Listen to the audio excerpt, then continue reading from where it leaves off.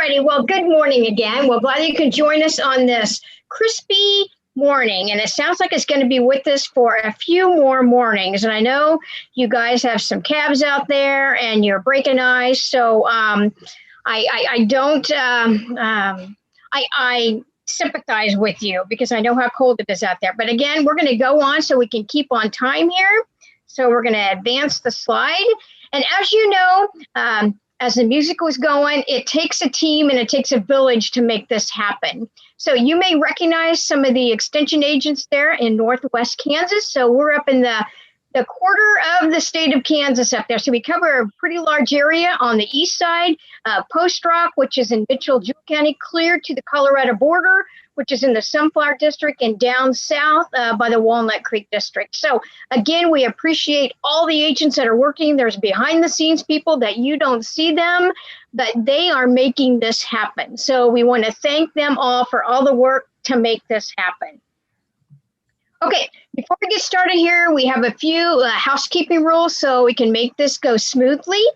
If you're using Zoom, okay, we want to interact with you. So we want you to be able to interact with us and ask your questions. If you're using Zoom, on the little icon over here, down on the bottom of your screen, you see something that says Q&A. Okay, that is where we want you to type in your subject matter questions. So it's really important to us that you are able to ask questions right here at the get-go. So, but we're going to save the questions until the end, and so we can have time for all the speakers. So please be sure that you use the Q&A box for your subject matter questions. There's also a chat box at the bottom of your screen in Zoom. That is if you have any technical questions. If for some reason you can't hear us, if for some reason you can't see the slides, anything like that, just simply put your comment in the chat box and we will have somebody look into that so everybody can take part in our virtual crop talk this morning. If you're watching on YouTube live, you can also type in your questions. However, first you will need to create an account, and it's very, very simple. And there's a little icon button that says create account. You type your name in, and then you can simply type the comments in. We will have an agent watching that as well, and then we will pass that on to the speakers as well. If you still can't get that to work, you simply can email your questions to Jeannie Falk-Jones at jfalkjones@ksu.edu. So hopefully one of those three ways we can get your questions answered today. If for some reason we run out of time, we will have the speakers answer those questions and get back to you as well. Okay, another way that we would like you to interact with us today is called Poll Everywhere. And so it's a really great way for you to interact and engage with us during the Crop Talk presentations. So there's two different ways that you can do this. You can open your web browser and go to simply pollev.com/KSU and open your browser, and it will give you instruction. You just follow the cues and then you can get logged in. Or on your cell phone here, you can simply text in, and we've got a little icon over here. You put 22333, and on the bottom it says enter message in KSU, and then you hit send right here, this button. Once you hit send, you'll get another message that says you're enrolled or you're set up to go with Poll Everywhere, and then you simply answer the questions. So remember, two different ways. Go to your web browser and just go to this website, or text in 22333 and the 2 up here at the top, and then enter your message at KSU and then send it. Okay, so we're going to see if this works. Oh, and we need to clear these out. Jeannie, do you know how to clear those out?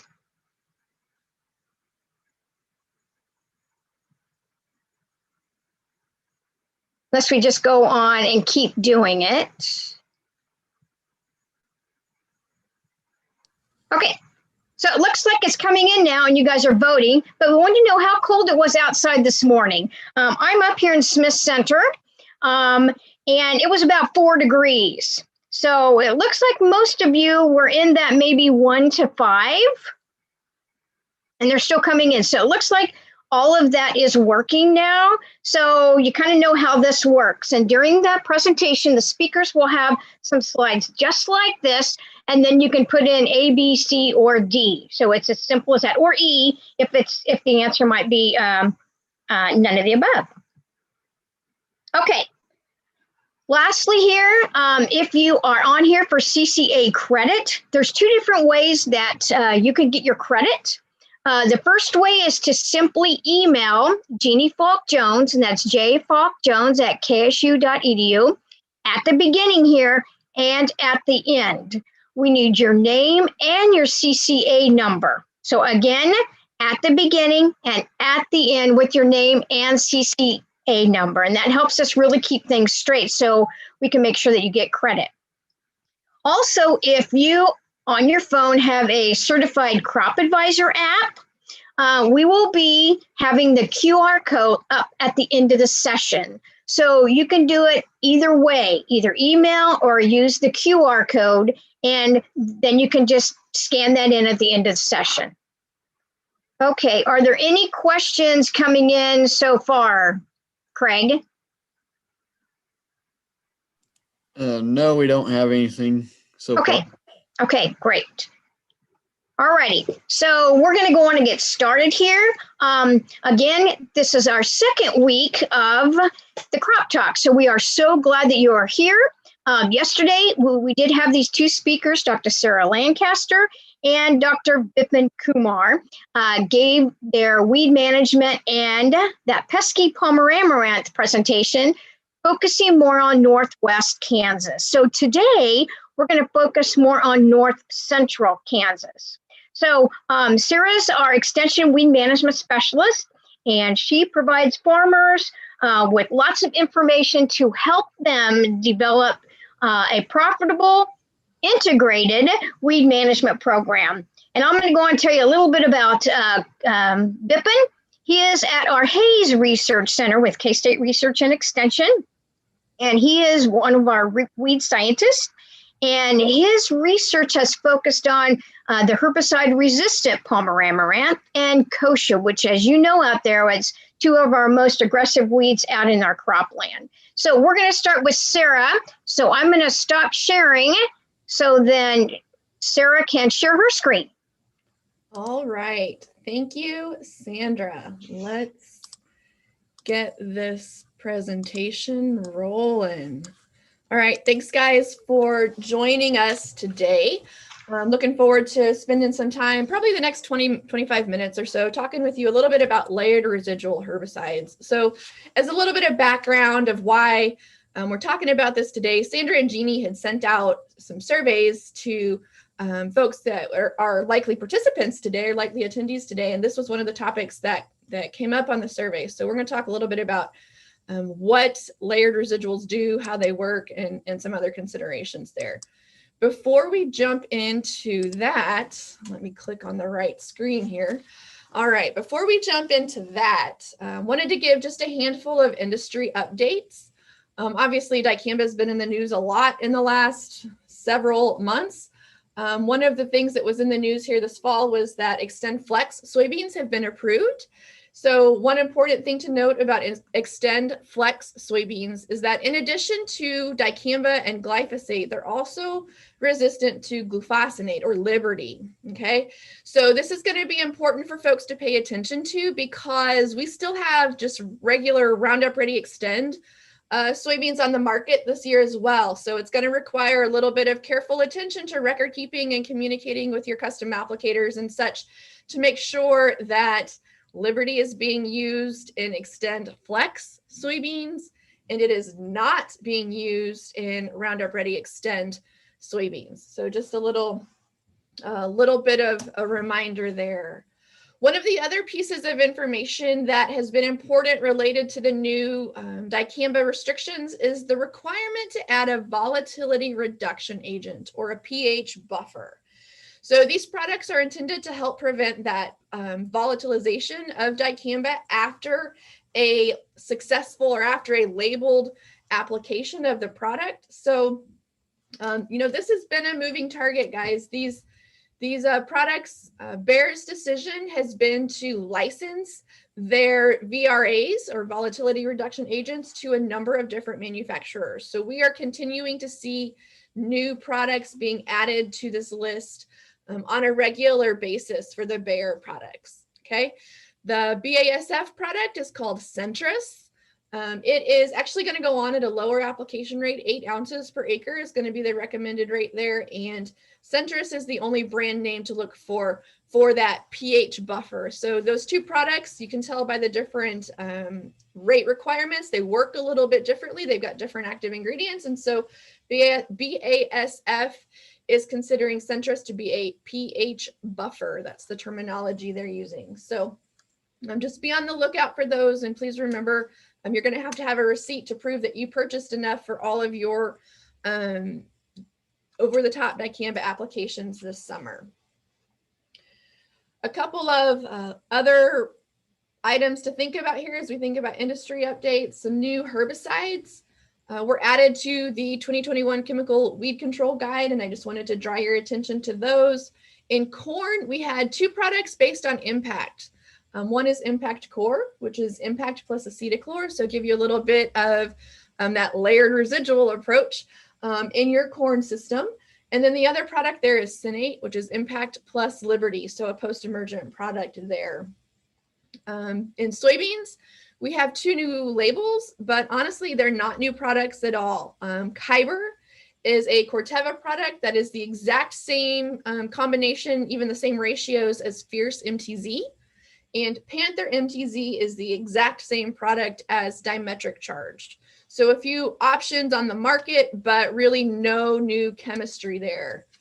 Other label updates to be aware of. FMC added soybean to the labels for Anthem Flex and Authority Edge, and also extended the window of application for Anthem Max all the way through V6. It was V3. So again, thinking about those layered residuals, that's an important component there. The other item that I want to point out to you guys is the Zidua item on the bottom of that slide. BASF is saying that they are anticipating a 2021 label that will allow application of Zidua through V8 corn. So this will be a longer application window for Zidua and corn.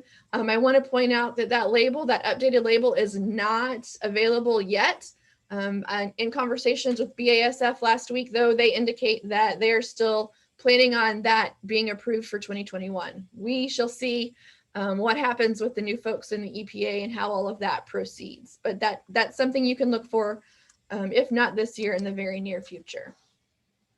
I think it's also important that we keep our eye on what the EPA is doing in terms of herbicide re-registration. So most of you guys know this is a regular process. All pesticides have to go through a re-registration process where the EPA evaluates new data that has been generated since previous registrations. And so atrazine is currently in the midst of a re-registration review. EPA did release a decision in September, but we are far from having a final decision. There are still a couple of more assessments that we're waiting for. One of them that I could find a deadline for is all the way to next fall. So we're at least, a calendar year probably away from looking at having a final decision on atrazine. I did go through that interim decision and summarize what was listed as changes there. And so some things to think about as we consider this and other re-registration reviews. The EPA is really starting to focus in on application practices that affect off-target movement. And they're thinking about this in the context of this Endangered Species Act. So looking at how that product affects endangered species in neighboring environments and how we can adjust our application practices in order to minimize that effect. So keeping the product where we need it to be. All right, so let's switch gears a little bit. Let's talk about what are the 2 most challenging weeds in your crops. We've already got some answers rolling in as far as what are these 2 most challenging weeds. What do you guys think? I look forward to seeing what you guys text in.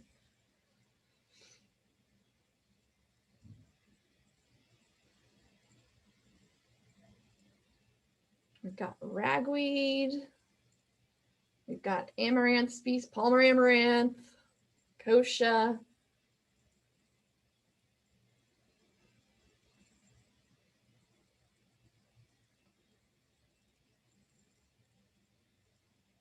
Mare's tail. We'll talk about mare's tail a little bit toward the end of my slide set. Excellent. Yeah, if you can just text in your answer, we'll give it just a couple more seconds and see how this changes.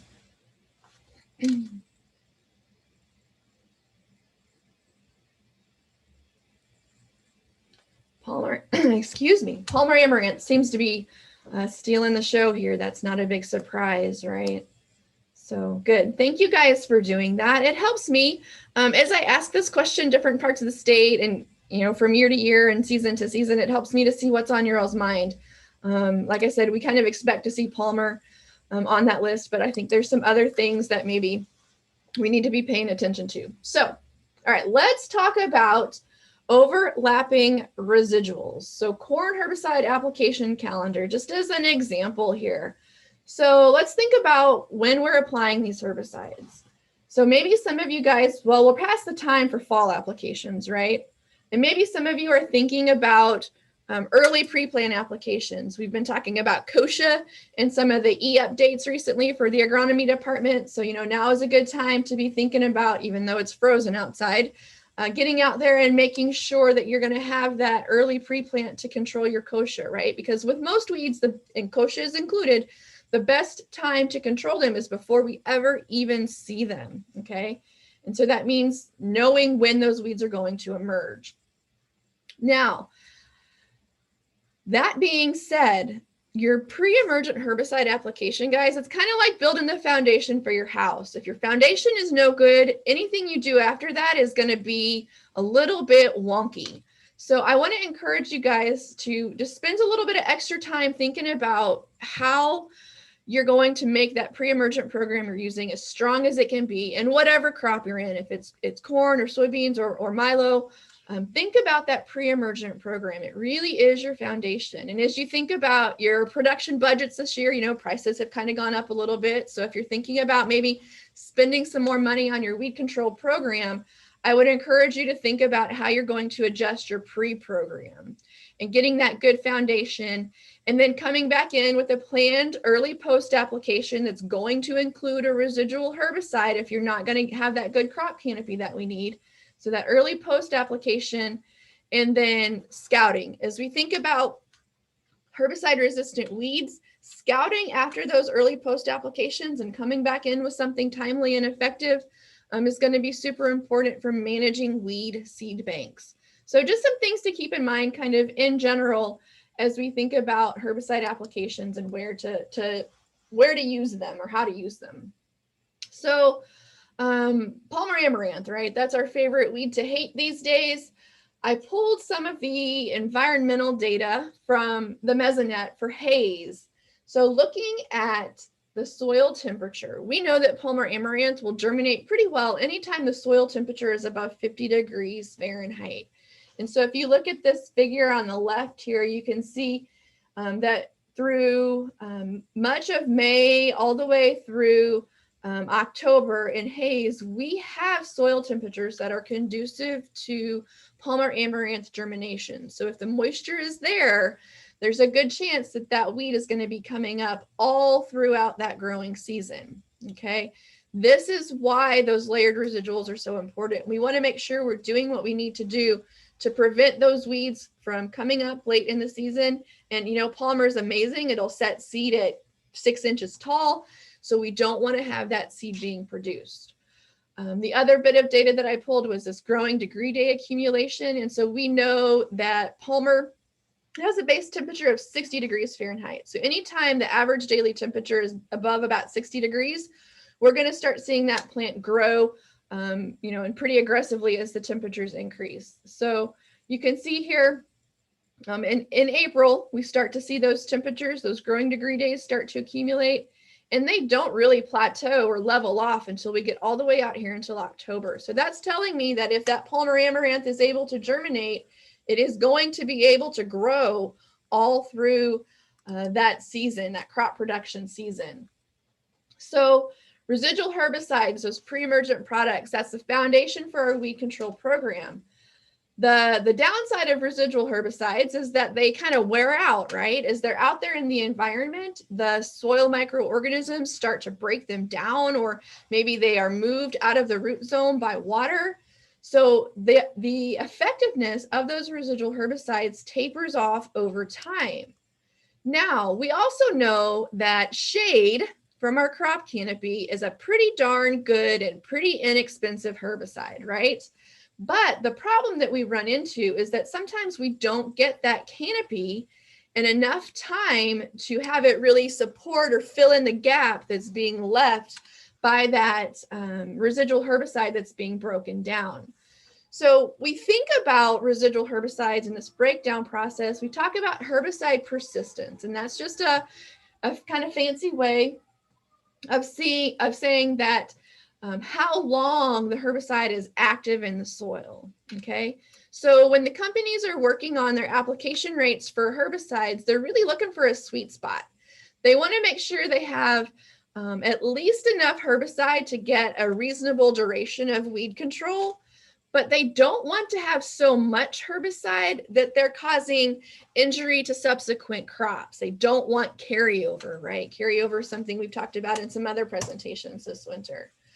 When we talk about herbicide, we use a term called half-life, okay? And that's basically just telling us how long it takes for half of a given concentration of herbicide to dissipate or to disappear, okay? So this graph, I kind of tried to illustrate that concept. So if we start with 100% of the herbicide, in this example, this product has a 20-day half-life. Okay, so after 20 days, we would have 50%. After 40 days, we would have 25%, 12.5%, and so on. That's how that half-life works. One of the questions I often get from producers is, how do some of these residual herbicides compare in terms of efficacy? So one of the sort of go-to references for a weed scientist is something called the Herbicide Handbook. So I went to the Herbicide Handbook and pulled half-life information for the herbicides listed here. So these are all herbicides that have some level of residual activity and can be used in corn, sorghum, and in some places, or I'm sorry, corn and sorghum and soybean production, depending on the product, right? So half-lives here range from our friend atrazine, which has a half-life of about 60 days. Okay, we'll talk about that a little bit more here in a few minutes. And then on the short end, we've got isoxafludol or Balance, which has a half-life of as little as a half a day. Okay, so that one's broken down pretty quickly. This half-life roughly translates into duration of weed control. So two of the products that get kind of compared most often would be acetochlor, so things like Warrant or Harness, and S-metolachlor, so products like Dual.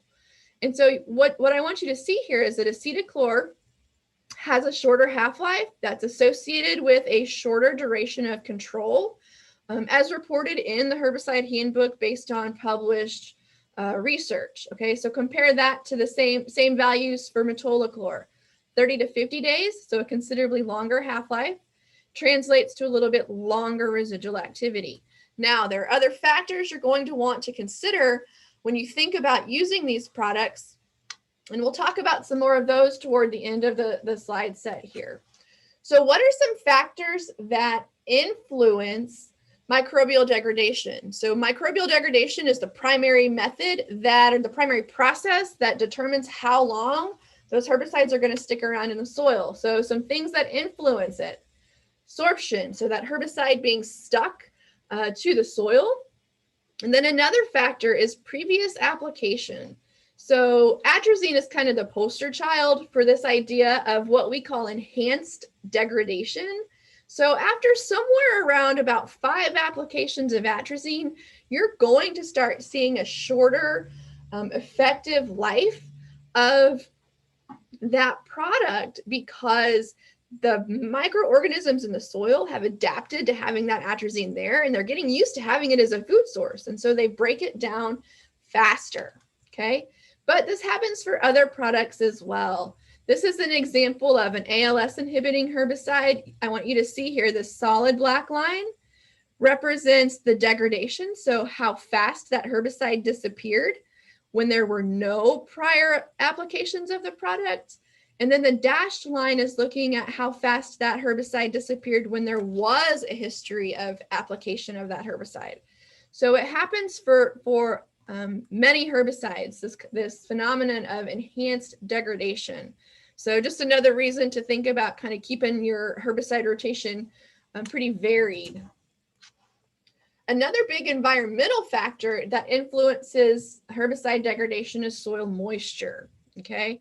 So we often talk about this fact when we think about carryover issues, right? We know that carryover issues are more likely to occur during dry winters because there hasn't been as much microbial activity. So these graphs, they're pretty busy. I apologize for that, but what they're looking at here, this is the percent of the compound that's remaining. The line I want you to pay attention to is this line that's marked with the dark circles. Okay, that's isoxaflutal, that's balance. So in a dry soil, we have balance breaking down, and we start to see a pretty sharp decline in the concentration somewhere between 7 and 14 days. Okay. If we come over here, let's just look at the graph here on the far right in a more moist environment.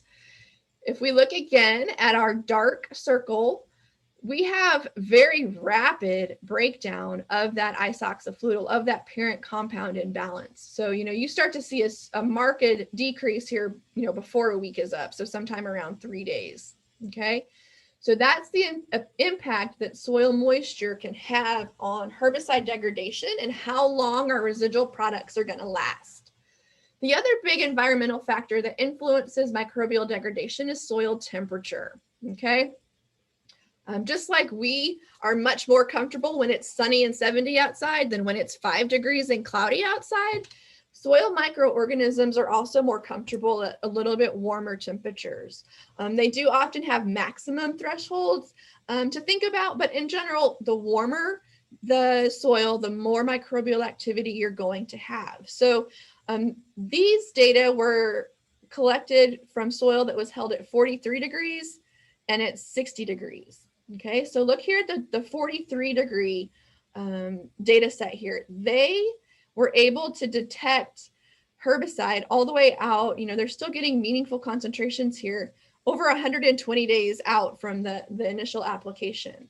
If you come over here to the 60 degree temperature, they didn't even carry their graph out past 75 days. Okay, so this product was breaking down much faster in the warmer temperatures. And honestly, guys, when I was working in the lab looking at herbicide dissipation, the ideal temperature for most microorganisms is somewhere around 75 or 80 degrees. 80 is really a pretty sweet spot for them. And so when we were looking at degradation in the lab, that was our target temperature. So, you would anticipate even more rapid degradation at that 80 degree-ish range.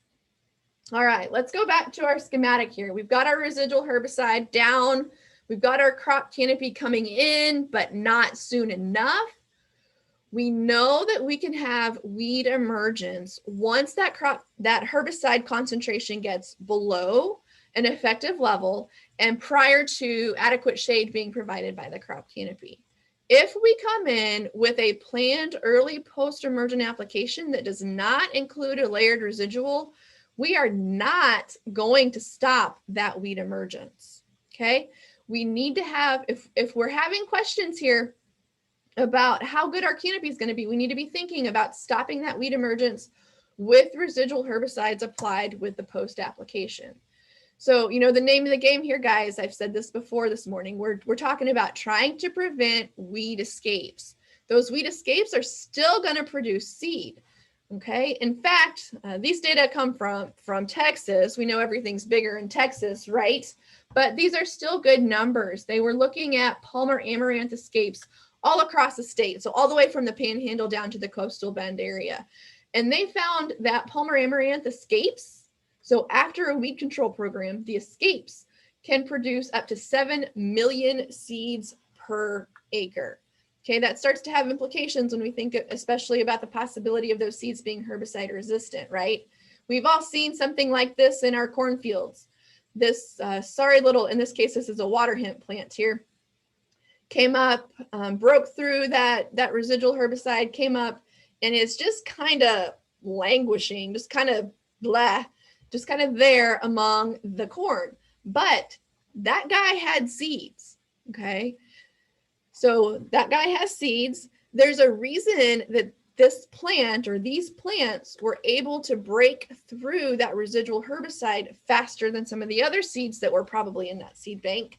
And that's probably because they potentially have some sort of low level of resistance. You know, it's not always resistance, but, you know, obviously these plants are much more likely to have that trait that makes them able to emerge through that lower concentration of the herbicide. And that's not something we want to spread, okay? Especially when we start to think about things like metabolic resistance. If you listen to Agriculture Today this morning, you might think about metabolic resistance. So I'm again just thinking about what this looks like. So we're going to come in here with our post-emergent application, and we're going to add a residual herbicide. And our goal is to get the herbicide concentration in the soil to last at an effective level all the way through canopy closure. Oh, snap. I was going to ask you guys how long or what herbicides you have used as layered residual herbicides. Let me come in here and why is it not working? And make one change.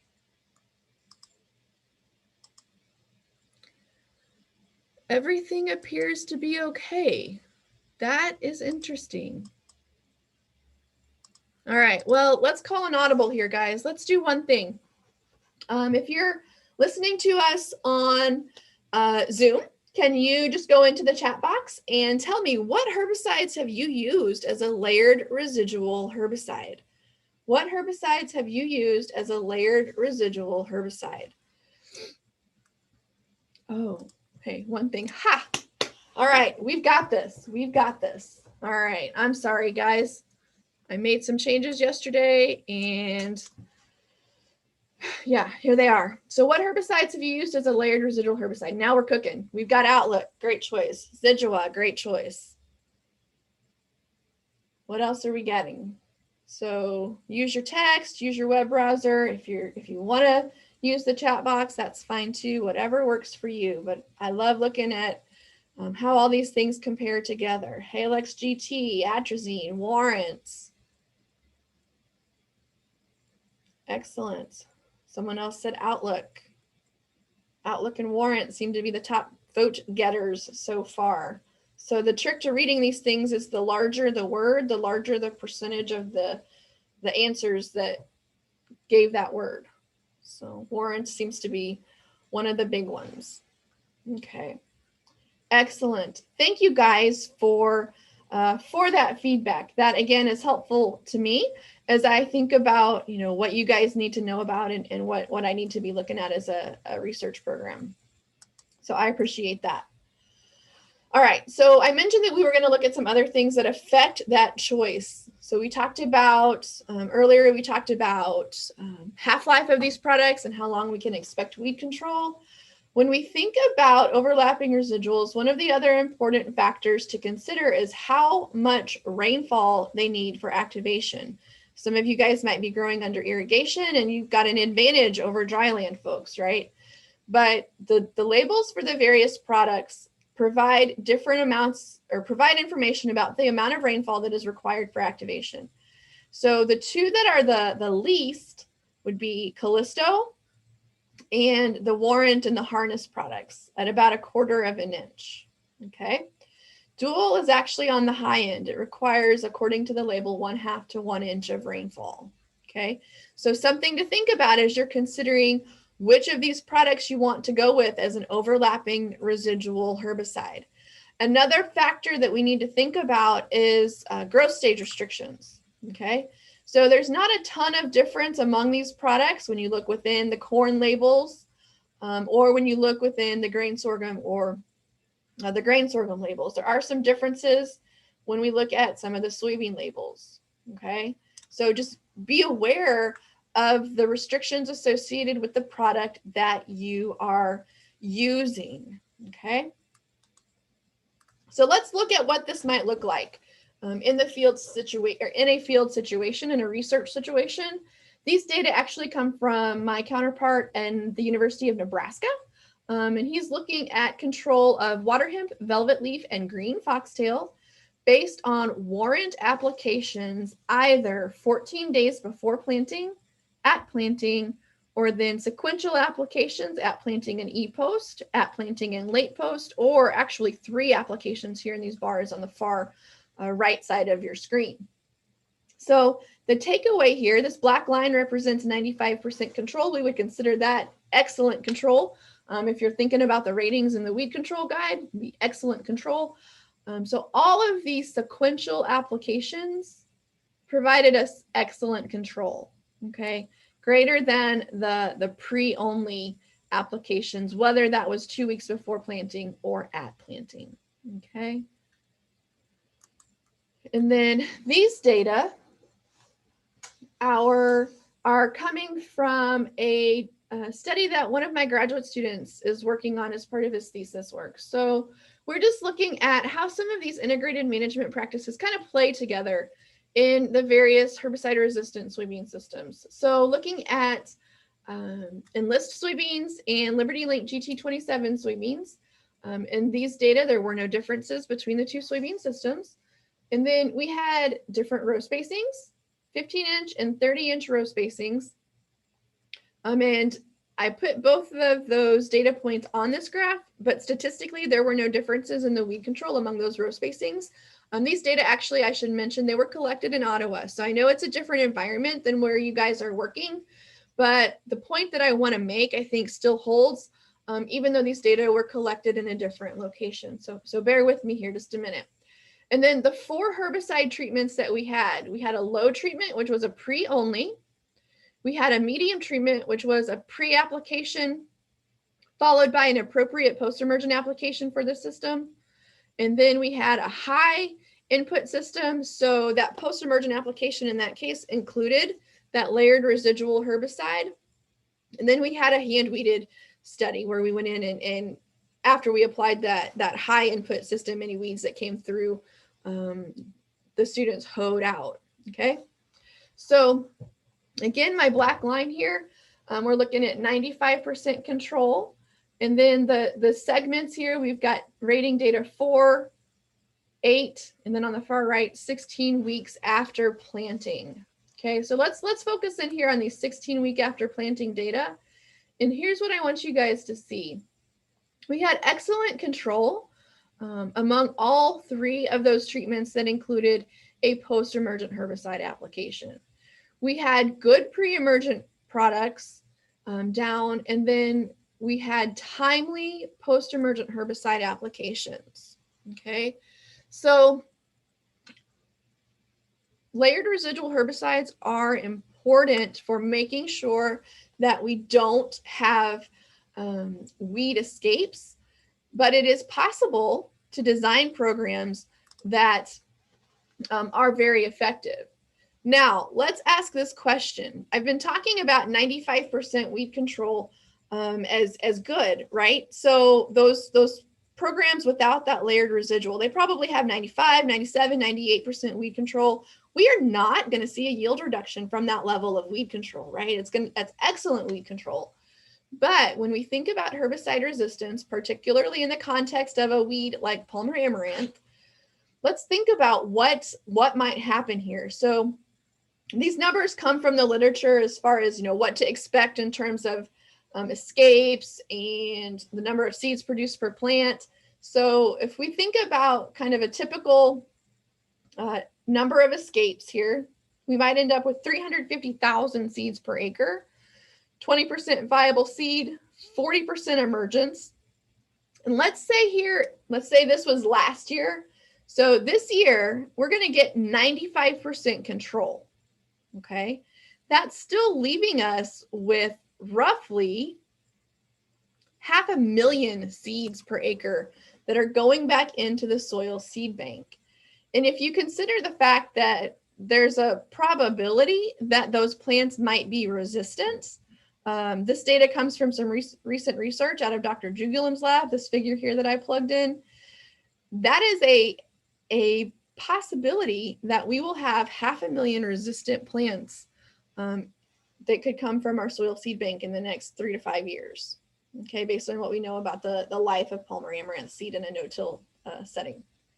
Okay, so even though we're getting excellent control, we still need to think about what is the seed production going to cost us in future years. Now, Palmer is not the only tough weed that we have to deal with. Mare's tail is problematic too. And probably, honestly, I will point a finger at myself here, not getting enough attention in terms of weed management programs. So we're going to work on that. But here's some data, same types of scenarios, just went through the literature and pulled information related to mare's tail. And again, we're still up here, even though we don't think about mare's tail as being quite as prolific a seed producer as Palmer amaranth, you're still looking at, 6-digit numbers of seeds that are being returned to the seed bank that are potentially herbicide resistant. So excellent control, quite frankly, guys, is not enough, especially when we think about the development of metabolic herbicide resistant. We need perfect control. Okay, it's a tough pill to swallow, but I think it's where we need to be. I did want to share a little bit of weed control data. These are from some plots that we put in here in Manhattan last year. This was in a no-till setting, and I have a really excellent mare's tail population in this field. Unfortunately, it's not a very large field, but what we looked at, we were looking at some programs in Enlist systems, okay, looking at those 2,4-D based programs. So we had, here we had Enlist plus Roundup, just followed by Enlist plus Roundup. So that would be kind of analogous to that medium input system that I showed you guys from the common water hemp data collected at Ottawa. Here we have Enlist plus Roundup followed by an application with a layered residual. Here we have our residual herbicide applied at the pre-slot, but no residual in the post-slot. Here we have Authority as a residual in the pre-slot and Anthem Max as a residual in the post-application timing. And then also this last treatment here, we have Fierce pre and Perpetuo post. So two applications of residual herbicide. And again, we had really outstanding control with all of these treatments. They all worked quite well. But 2020 was, quite frankly, a pretty ideal year for doing weed control, for getting good weed control. We had timely rains, plants weren't really stressed. These applications were made when it wasn't terribly hot. And the other thing to think about, I mean, I'm kind of gonna, well, no, we had great applications, okay? All right, those were the data that I wanted to share with you guys today. I know that Jeannie and Sandra had a reminder about getting the chemical weed control guide in the slides at the beginning of the session today. So I just want to add a reminder to that. You can get it from your county extension office, or you can download it online. So please do that and make use of that resource. And then one of the fun projects I've been working on this winter has been to develop a podcast. So I'm working with some partners at Mizzou and North Dakota State, and we're just talking with different weed scientists and agronomists around the country about information that will help you guys win the war against weeds.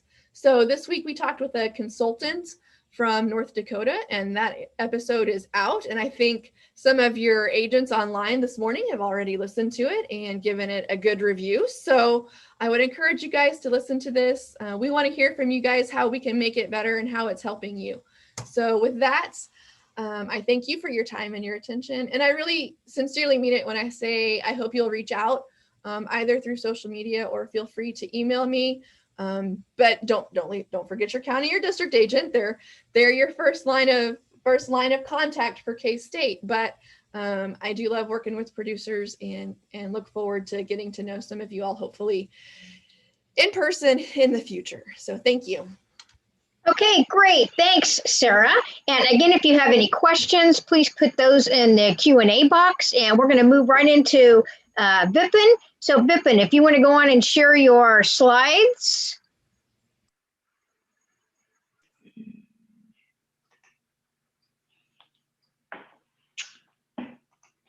Okay. And again, those are on YouTube. Go on and type your questions in YouTube as well, and then we'll get those answered at the end here. And I know that it's 11:16 now, so if we go a little bit over, we will get your questions answered. If not here on the Crop Talk, we will get those answered from each of the specialists. So, okay, Vipan, go right on ahead. Okay, can you see the slide, Sandra? Yes, but you need to put it in presentation mode.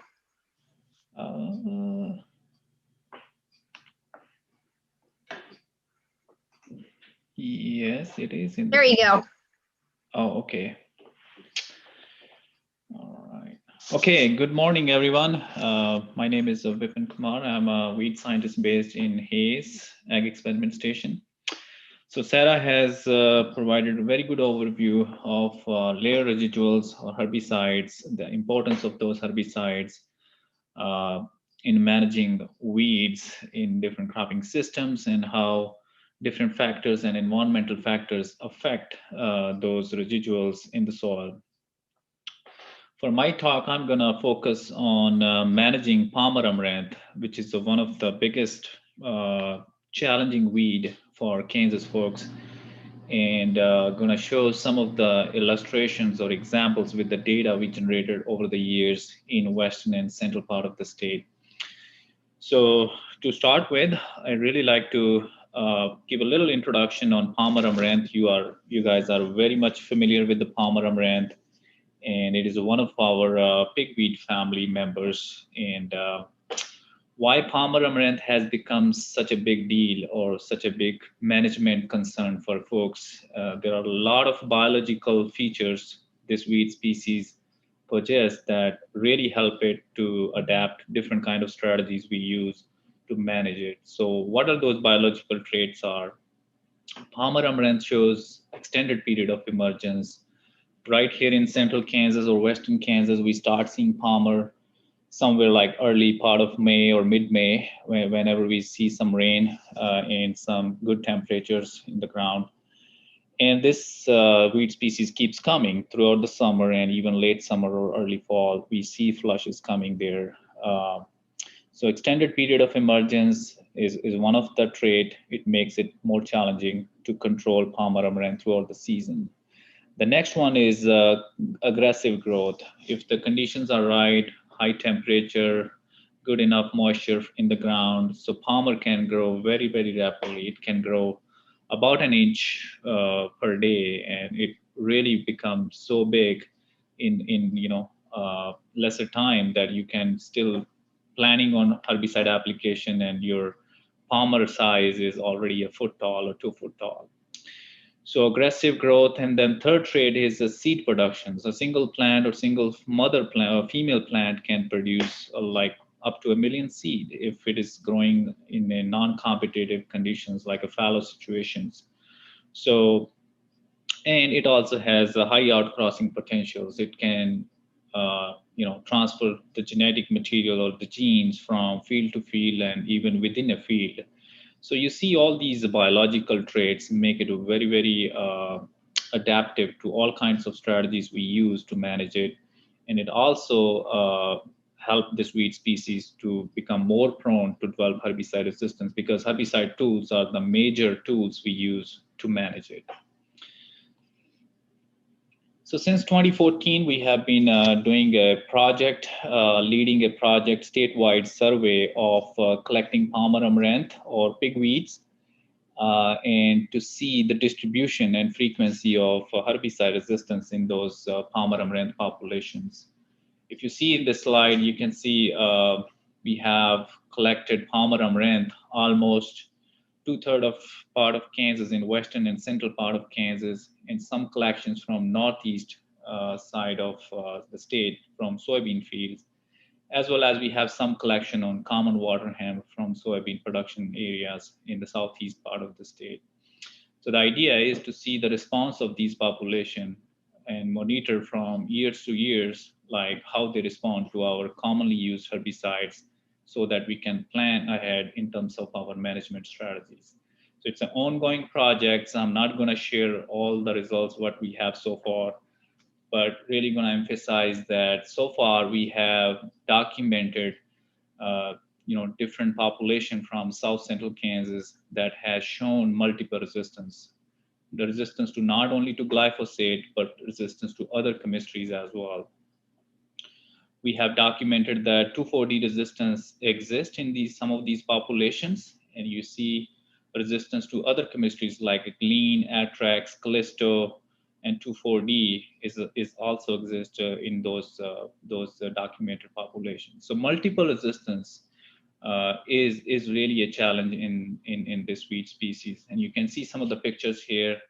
The Palmer Amaranth in a greenhouse has survived the field use rate of 2,4-D and is able to produce seeds even in the greenhouse. So you can see those resistance traits are heritable from generation to generation. It's moving on and has made this weed species really, really challenging.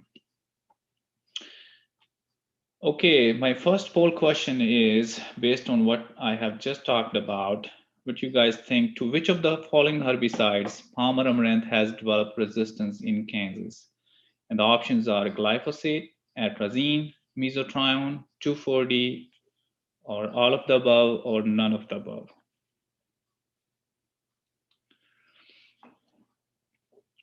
What do you guys think in Central Kansas? What has been happening with glyphosate or atrazine resistance or mesotrione resistance or even 2,4-D resistance?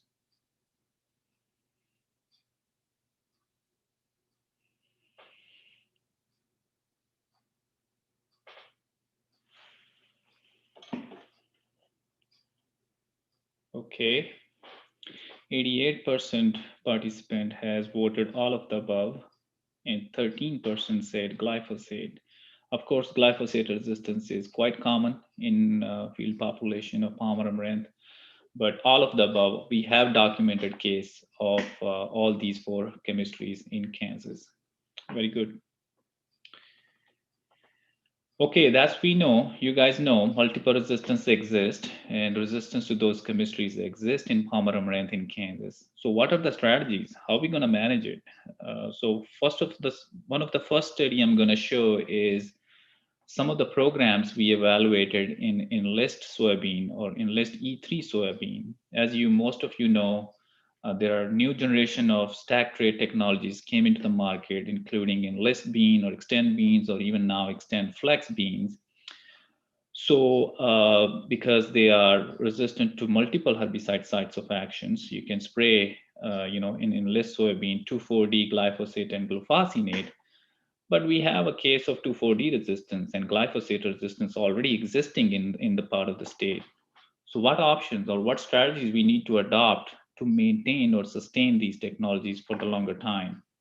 So that was the main idea of doing this study, to understand and evaluate different programs that can be integrated with this technology to keep going in terms of managing these multiple resistant Palmer Amaranth. So this study we did in Hayes. This is my graduate student thesis research. He has done this study in 2019 and 2020.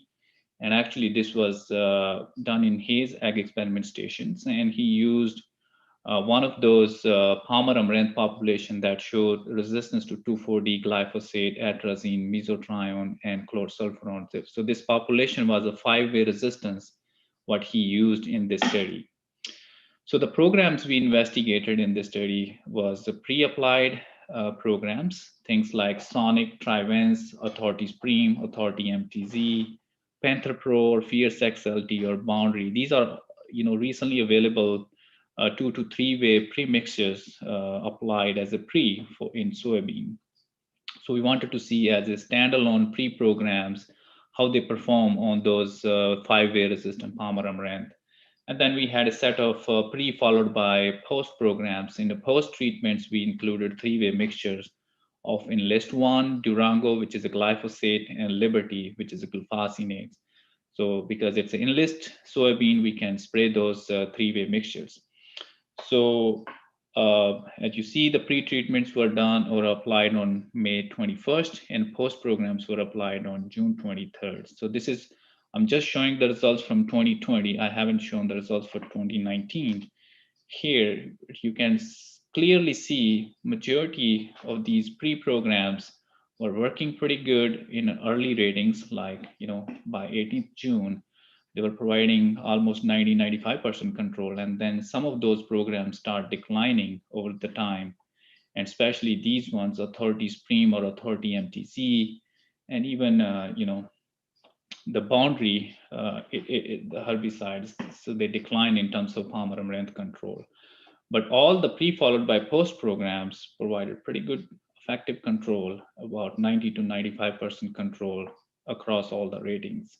So what it tells that if you really want to manage those resistant palmer in enlist or extend soybean, you definitely need some good pre-programs followed by a one treatment or post chemistries or tank mixtures of those label compounds.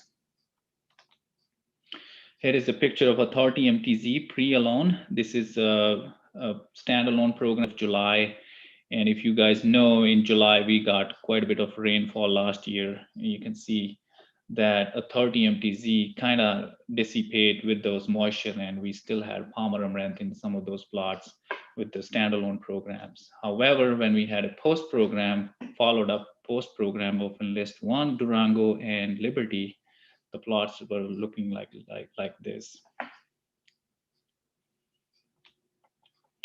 Okay, moving on. We know we have herbicide tools that we can use in managing those resistant population, but we are getting out of those tools as well. So the interest among the grower is integrating some other methods of weed control, and cover crops is in high interest among growers. So we wanted to see how we can integrate cover crops in our systems in the central and western part of the state, where the moisture is always a limiting factor and can still help controlling palmer amaranth. So the project was, again, my graduate student thesis research. He did this study in 2019 and 2020 and wanted to see the integrated effect of cover crops with herbicide programs in managing multiple resistant palmer amaranth in soybean. So he did this study at Hayes Ag Experiment Station and on a grower field in Great Bend, and he used extend beans for this study.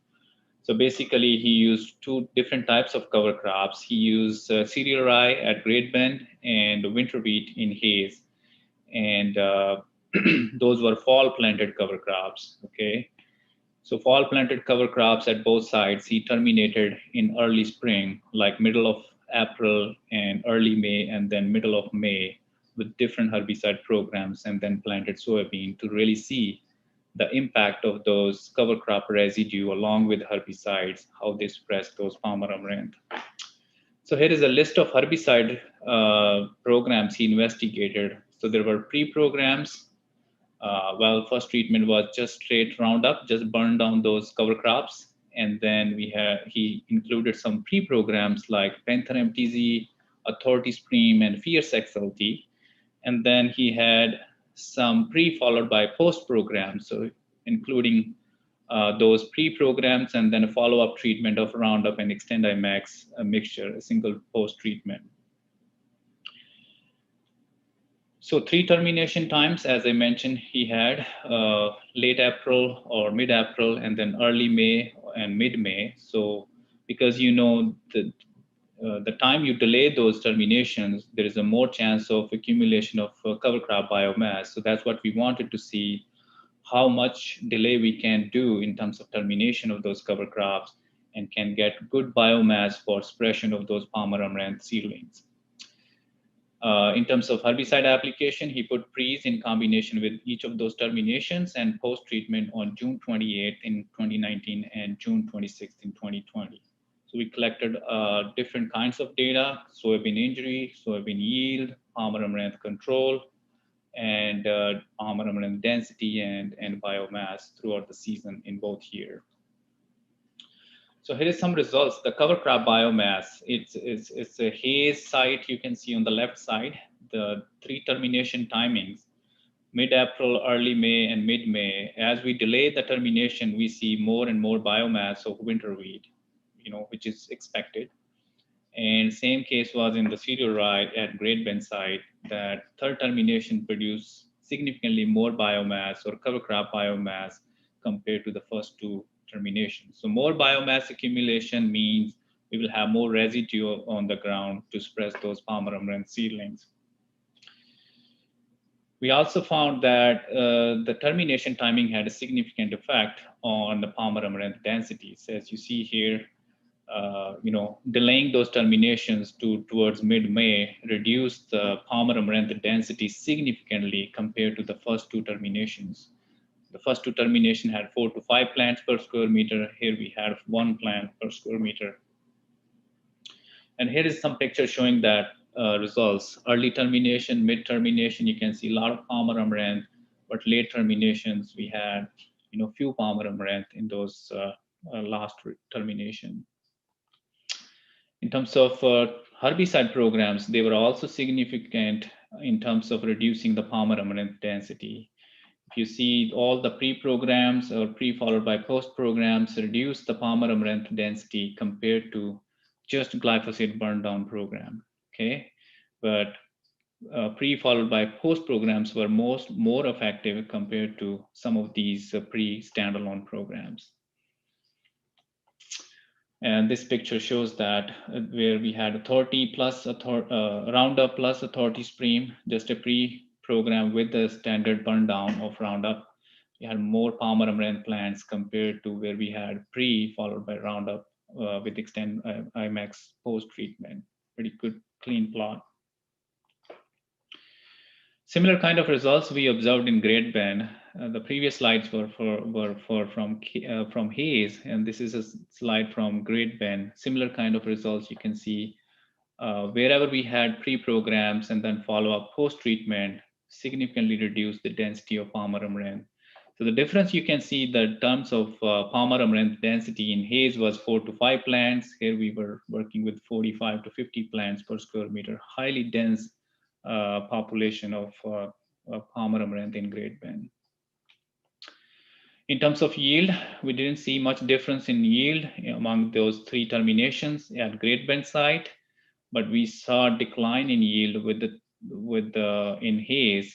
Especially there was a significant decline in yield with the 3rd termination at Hayes, which you can expect because Hayes is a little more drier than Great Bend.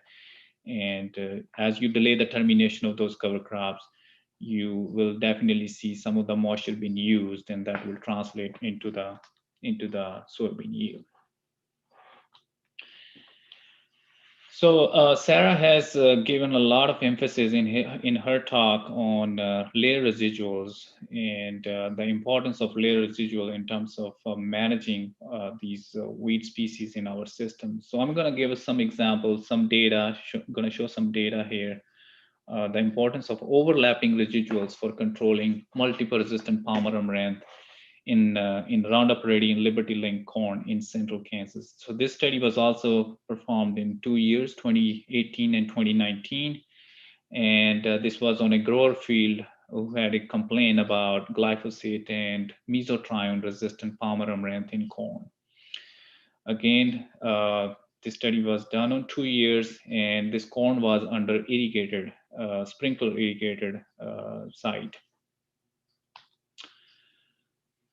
So here is a list of chemistries or programs we investigated. This is a little busy slide in terms of the text, but you can really see here we had 3 sets of treatments, pre-alone programs. We just sprayed 1 time, and then we had pre followed by early post programs where we included some of the residual chemistries or overlapping residuals in our post treatment as well, along with the pre-programs. And then we had pre followed by late post program, similar scenarios, and we included some of those residuals in late post treatments.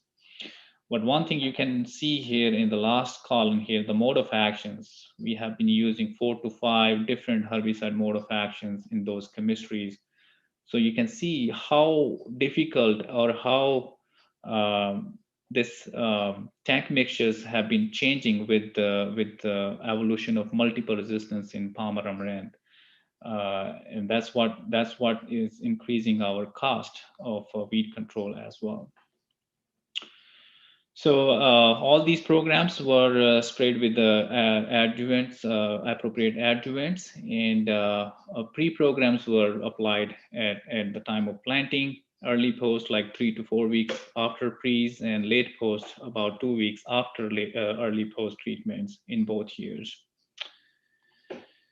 So here is some data from those programs. You can see here, again, you can categorize those programs. Just pre-program, you see they were pretty good in early ratings, but they declined over the time throughout the growing season. This is the average data for both years, by the way. You can see the last rating, we had 70 to 77% control.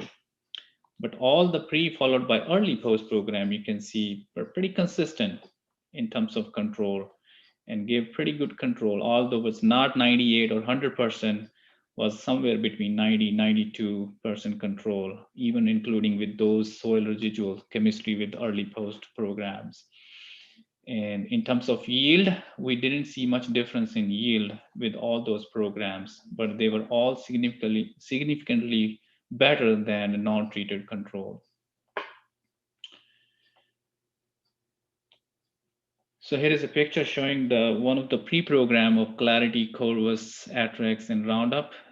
This is 5 weeks after pre. You can see still Palmer Amaranth plants growing in those rows in that plot. However, when we had pre followed by early post program, the plot looked pretty clean at 5 weeks after pre or 2 weeks after early post treatment. Just want to emphasize a little bit here in terms of the economics. A lot of folks been calling me and asking me questions like, okay, I'm going to make my own Lumex, Lexar, or those kind of premixes. And this is the cost of generic, asmetolachlor or atrazine, how this is going to be, working out in terms of building its own tank mixtures or premixtures. So one thing I have noticed using these chemistries or evaluating these chemistries is the economics is really something that plays a big part in terms of herbicide resistance management. But as I mentioned, using those 5 to 6 different mode of action even are giving us 90, 92% control. And Sarah mentioned even if, some of the weed escapes late season can produce millions of seeds. If you're really looking towards resistance management, we really need to look, beyond these herbicide tools. We need to do more than what we are doing now. So here you can see among those programs, the gross incomes, you can see a lot of, significantly different between those herbicide programs and non-treated, where we did not do anything. We didn't invest any money. And we had some improvement in terms of our gross income and even with the net returns. But when we are adding more and more chemistries, you can see the cost is also increasing, although our gross income is kind of consistent with other programs and net return is decreasing compared to some of our best treatments. So economics is something like really play a key role in management or resistance management. And I think that's what we need to think about. Like we need to think beyond these herbicide tools. We need to do or need to integrate some other programs or other methods to really control the seed bank of these resistant population or resistant Palmer Amaranth in our systems. Some of the work we did in wheat stubble, been getting a lot of calls in terms of managing glyphosate resistant Palmer Amaranth in wheat stubbles. And this is a study been done in Hayes Experiment Station 2019 and 20.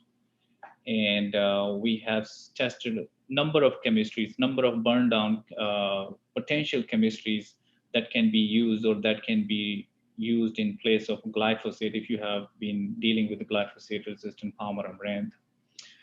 So both here we sprayed these chemistries when Palmer was pretty tall, 2 to 3 feet tall, and they were, starting producing seeds. They were producing flowers, And we included some of the chemistries here in our programs, things like, our standard burn down, like Roundup Clarity 2,4-D or two-way mixture of Roundup Clarity or 2,4-D. And then we had gramoxone-based programs, gramoxone or paraquat alone, or with some soil residual chemistries like Atrax, Sencor, Valor, 2,4-D, or even Spartan Authority Supreme and Panther MTZ. So the idea was to include those soil residual chemistries late season so that we can prevent some of the late season flushes of Palmer Amaranth when we get the rainfall.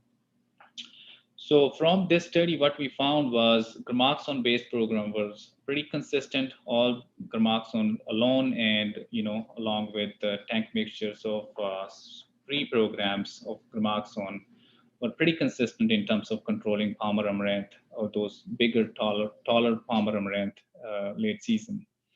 Along with gramoxone, we also see similar kind of response with the Liberty-based tank mixtures like Liberty 2,4-D and Roundup, was also pretty consistent in terms of controlling those Palmer in wheat stubble. One thing I like to emphasize here, all these programs were applied with appropriate adjuvants like crop oil or MSO at high rates as dictated by the label, because we were dealing with the bigger Palmer plants at that time of the year. So we included all those adjuvants as appropriate as per the label. Okay, some of the slides I'm going to share now is controlling volunteer corn in less soybeans. So as some of the folks, they have a corn soybean rotation in central Kansas, and growing enlist corn and enlist soybean, because those traits are available in both crops, there could be a problem of volunteer corn in enlist soybean. So what options do we have in managing those enlist corn in enlist soybean? So before we jump into some of the treatments and results, I'd like to emphasize here, this is enlist corn developed by Corteva Agri-Sciences, and its resistance to 2,4-D glyphosate and glufosinate, just like our enlist soybean. But it's also resistance to one of the group 1 herbicides called FOP or Kuzalofop herbicide in corn. So it's not only those three-way mixture resistance, but it's a resistance to grass herbicide also. So that limits our options in terms of grass control options in soybean.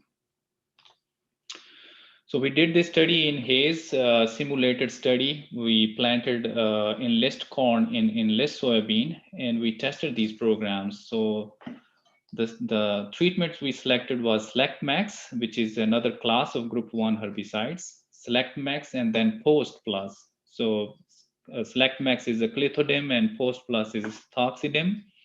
And we use at, standalone program, and then we had tank mixtures of those Select Max and Post Plus with Enlist 1, because some of the growers going to use that Enlist 1 for Palmer Amaranth and other broadleaf weed species along with that grass control. So we had two different timings of those programs: early post, that was V3 to V4 stage of corn, and then a similar set of treatments as a late post, which was like V7 or V8 stage of corn. Some results here, you can see Select Max and Post Plus standalone treatments provided pretty good control throughout the season. And but when you had Post Plus with Enlist, it antagonized the control of volunteer corn in soybean. You can see the control declined significantly compared to Select Max or Post Plus standalone programs in early post treatments. However, the late post treatments was not as effective as the early post treatments. So the take home from this study is basically, if you really want to control those volunteer corn in soybean, go with early post treatments and go with like a standalone programs. You don't need to mix Enlist 1 with those if you can. That will be my take home from this study. And here is some pictures. You can see Select Max itself and then Select Max with Enlist 1. You still see some corn plants here and there. And this is Post Plus by itself and then Post Plus with the Enlist 1. you can see difference here in terms of, the control failures with some of the corn plants. They came back compared to post plus treatment. That's all I have. Like to entertain any question. If you have any questions later on, you can shoot me an email. You can follow me on Twitter, and you can call my office number as well. But I would suggest to talk to your county agents first if you have a local question, and I'll be happy to answer any question at any time. Thank you. Okay, I will turn that over to Craig. I think Craig's going to look for any questions. Are you seeing any yet, Craig? I do not have anything on Zoom, so I don't know if Aaron has anything on YouTube. Okay, okay. I don't have anything on YouTube yet, but give me a few seconds. All right. Well, we're going to go on and finish this up. If you have more questions, if you will just go on and put those in your chat or on the, let me share this here.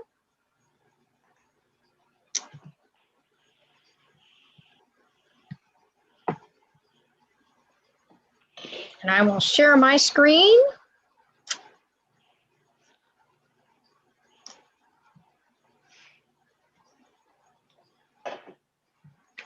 Okay, here is the Certified Crop Advisor QR code. So if you have that on your phone, please go on and scan that in, and then you will get your CCA credits. Or remember, if you don't have the app on your phone, you can just email your name and your CCA number to Jeannie at Jeannie Folk Jones. And I think if Craig will put her email in the chat box there, and then you'll have that.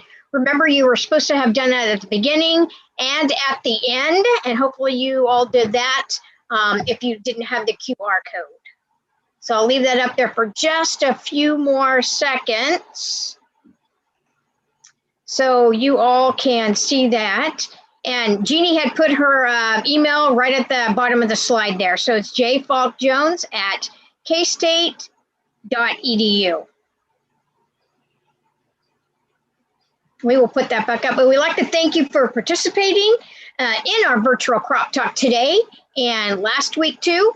We do have if you go to any of our meetings, mine, and I'm sure all the other extension agents too, we do have an evaluation. We truly do like your evaluations because it helps us for future programming as well and see how we're doing. So if you could, we'll put the link in the chat box right there. You simply click on it. It's very simple. There's only 3 questions. It won't take you very long at all. And they're also putting that in the YouTube if you're watching it on YouTube as well.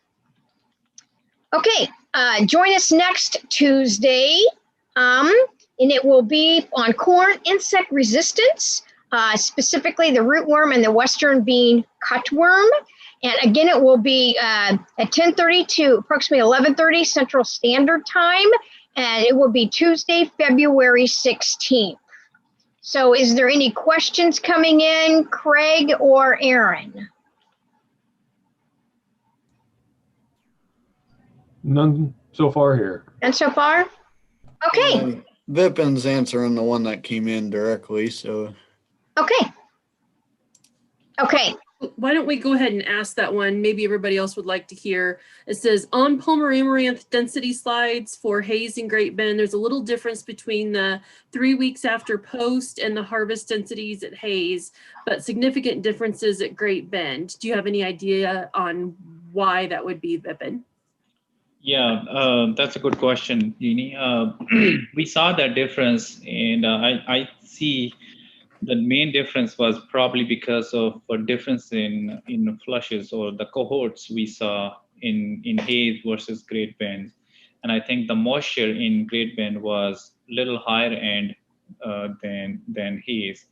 So we observed multiple flushes in Great Bend compared to Hayes. We had 1 or 2 flush we observed early season, and that's it.